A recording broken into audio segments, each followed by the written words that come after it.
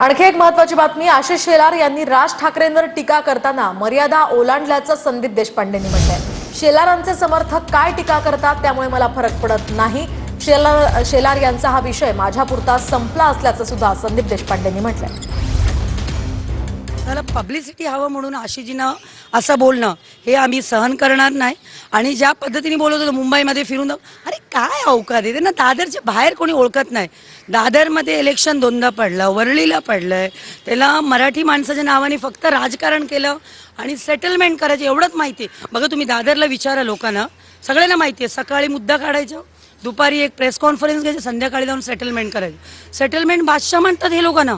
व्यापारींना जाऊन विचारा, दादरमध्ये दुकान रिपेअरिंगला काढलं की ह्यांचं कार्ड जातं तिकडे। तुम्ही छत्रपती शिवाजी महाराज पार्कात गुढीपाडवा मेळाव्यानिमित्त जे भाषण केलं ते विरोधकांच्या जिवारी लागलेलं वाटतंय। बरीच टीका टिप्पणी त्यावर होत आहे, कोणी व्हिडिओ तयार करतंय। यांना उत्तर कसं देणार संदीप देशपांडे? हे उत्तर द्यायची गरज नाही आहे त्याला।